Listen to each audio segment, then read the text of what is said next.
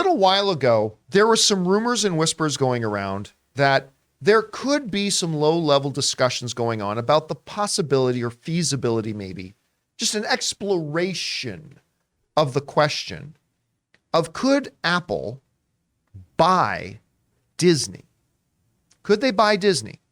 And that question, when it came up a while ago, it sparked a lot of think pieces that got put online, some of which making a case about why Apple could buy Disney, many writing opposite, saying why it really doesn't make any sense for Apple to buy Disney. But a new article in the Puck by their analysts over there that they've brought up actually does kind of make a case about why this rumor is continuing to persist and why it very well could end up being the case. Now, I'm going to just touch on a couple of highlights because this is like an 8 or 9 page article. I'm just going to touch on a couple of the points that they made, and then we're going to focus more on one or two key concepts. Key concepts. All right. So one of the things that we won't go to that just yet. Oh, okay. One of the things that they, do mention is the fact that Disney, now that Bob Iger's back, Bob Iger has inherited a Disney company that is not in as good a shape as it was when he left it.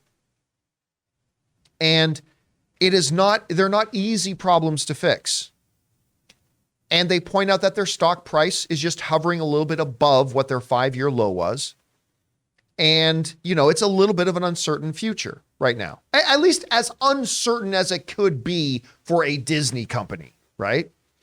And they point out all the various different, board maneuverings and the financial realities of it and kind of what some of the key needs are for that. Another thing they kind of bring up is the fact that, guys like Bob Iger are now looking at legacy.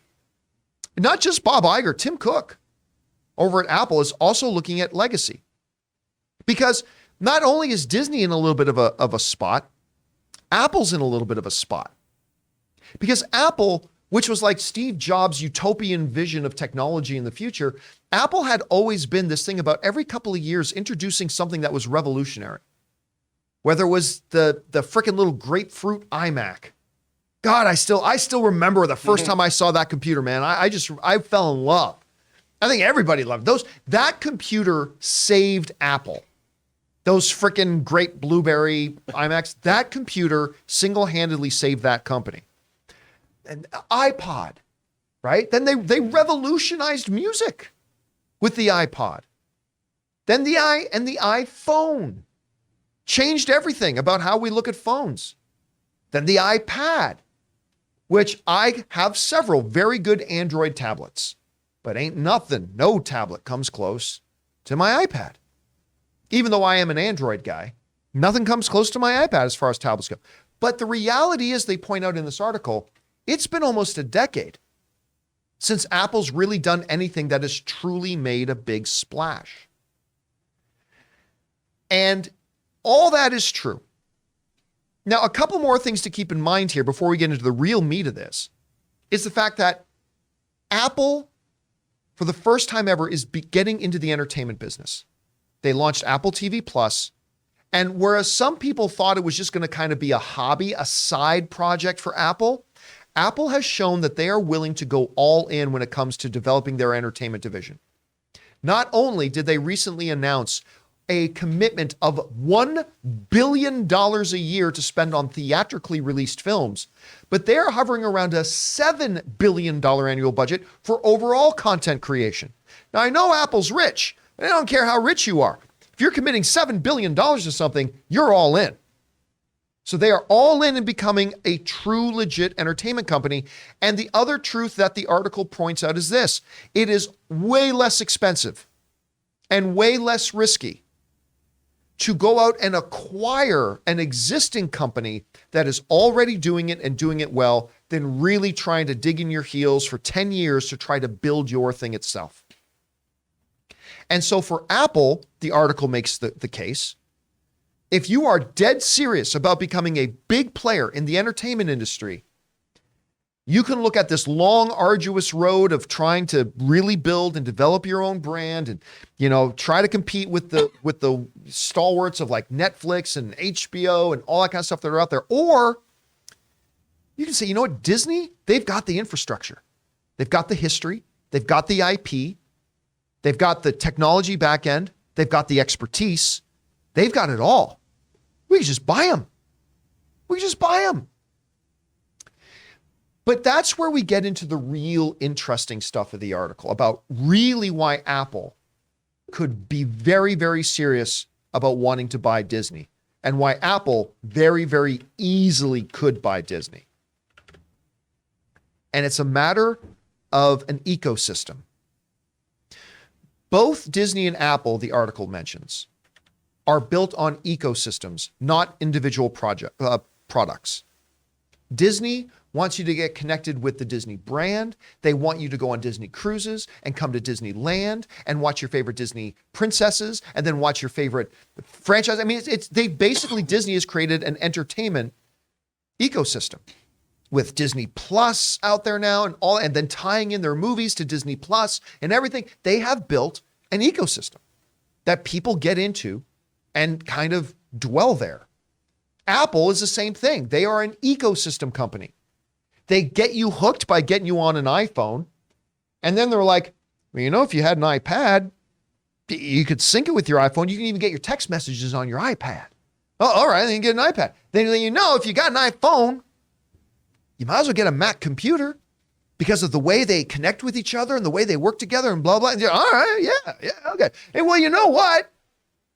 You got an iPhone, you got an iPad, you got a Mac. Why don't you complete the circle of sucker and go ahead and get a Mac Apple Watch? And then you go, oh, okay, I'll do that too. And sure enough, I do, because of the way it seamlessly works with my iPhone and all that kind of stuff. They are an ecosystem company. Disney's an ecosystem company. Apple's an ecosystem company. But this is where it gets really, really interesting for Apple about why they'd want to buy Disney. Listen to this. This is a quote from the article. Now we can bring it up. Here's another stat for you, says the article. 45% of Disney consumers, not users, consumers, people who actually spend money on Disney stuff, are under 18 years old.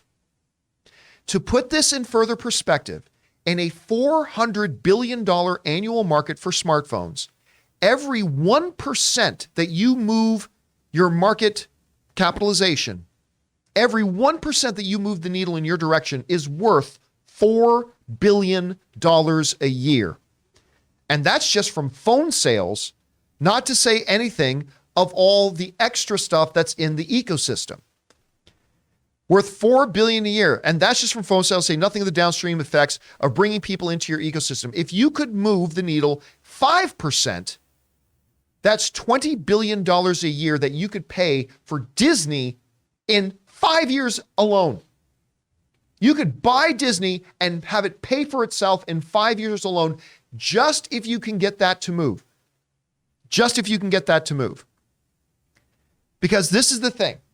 The way Apple could integrate with Disney productions are more than the colors of the rainbow. Imagine a united brand featuring the products in shows and products with a level of shamelessness that would make the Ted Lasso producers blush. Every deal and mega hit from Disney, and even in its doldrums, I would still bet that Disney still has to have as many as anyone in the years ahead, would be a glimmer into the Apple halo. All right, before we go any further, here's what they're basically suggesting. The smartphone market is almost completely saturated, right? But the article points out, when you run out of adults to buy phones, every year there are brand new adults. Children grow up and become adults. And that is where your growth market is for getting people into your ecosystem. If 45% of Disney's consumers are under 18, again, these are people who spend money, not just viewers. If 45% of Disney's consumers are under 18, and you can buy Disney and at all your theme parks have iPhones everywhere, and all your Disney movies, everybody's using an iPad or checking their Apple Watch or using their Apple Health Fitness app or whatever kind of stuff. You are now developing future consumers for your Apple ecosystem. And like the article said, if you can even move the needle 1% That's $4 billion a year. Okay, so we understand why Apple would want to buy Disney, right? They're dead serious about the entertainment industry. They've already shown they're willing to put up a lot of money for it. It's far more efficient for them just to buy Disney to do it. And by buying Disney, they are creating a future well of revenue for their Apple ecosystem by getting the younger audiences that are already part of Disney's audience. It's brilliant for Apple to do it. Now you might ask the question, could Apple do it? Because Disney's a big company. Well, they go on to talk about this. Laura Martin said that the companies are worth 20% more together than apart. Okay, let's pause on that for a second. If you're Apple, let's just say you're Apple and you're worth $10. And Disney is worth $10.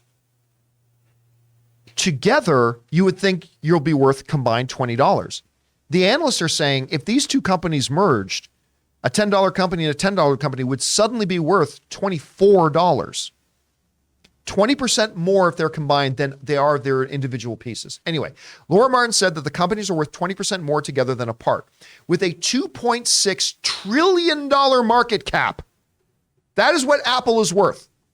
$2.6 trillion.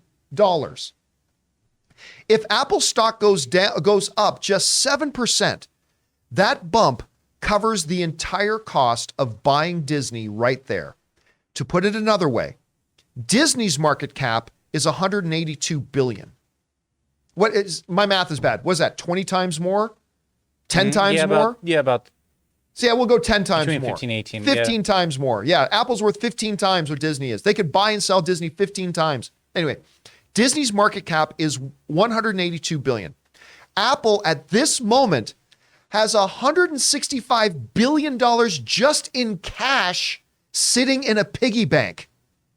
It could fund the acquisition out of its piggy bank, soaring interest rates be damned. They literally just have the money in the pocket right now that they could just pull out. And Tim Cook literally could just reach into his pocket right now and say, oh, how much are you worth? All right, here you go. And just buy it like that. I'll tell you what, I am not sitting here saying that Apple is definitely buying Disney. But if you don't believe that there are some real strategic, analytical data and philosophical approaches to the business at play here, that absolutely makes it a possibility, I think you're being naive. If you don't, if you don't think this could actually be a possibility. And Bob Iger could very well be brought back to just position the company to be as worth as much as possible and make the shareholders of Disney stupid rich with an Apple buyout. Again, I am not saying that they're going to do it. All right. I'm not. But I'm just saying, man, it is far more a possibility than I think a lot of people are admitting. Anyway, guys, the question is for you. What do you think about this? Could you see a time in a day where maybe Apple buys Disney? And by the way, one of the things a lot of people bring up when you say that is the FCC will never allow it. Yeah, they're creating monopolies. No, not necessarily. Because Apple, while they are getting into the entertainment space, they are not an entertainment company. It's the reason why AT&T was able to buy Warner Brothers without any problem. Because if it was one major entertainment company, like there was more problems with Disney buying Fox because they're both in the same space and creating monopolies. Apple, while they have an entertainment division, they are not yet one of the major players. They are primarily a technology company. And while there would definitely be hurdles and obstacles, it wouldn't be as big as you might think. Again, I point back to AT&T's acquisition of WB. Anyway, what do you think about this, guys? What do you think the chances are? Good idea, bad idea, terrible idea, great idea. Whatever you guys think, jump down to the comment section below and let us know your thoughts. We want to take a second to thank a sponsor of today's video, HelloFresh. With HelloFresh, you get farm-fresh, pre-portioned ingredients and seasonal recipes delivered right to your doorstep. Skip the trips to the grocery store and count on HelloFresh to make home cooking easy, fun, and affordable. And that's why it's America's #1 meal kit. And there's no worries if you're not a pro in the kitchen. HelloFresh's foolproof recipes arrive pre-portioned and easy to prepare in just a few steps. You'll be feeling like Gordon frickin' Ramsay in no time. And guys, look, we're always looking for more ways to save money. HelloFresh is cheaper than grocery shopping and 25% cheaper than takeout. I've told you guys before, Ann and I love using HelloFresh. Not only is it really easy to put together fantastic looking and tasting meals, but it's also a lot of fun, and you get this really great sense of accomplishment when you're looking at this prepared dish that you've made with your own hands. So go to hellofresh.com/Campea50 and use the code Campea50 for 50% off, plus your first box ships free. That's hellofresh.com/Campea50 and using the promo code Campea50 for 50% off your first box ships free. HelloFresh, America's #1 meal kit.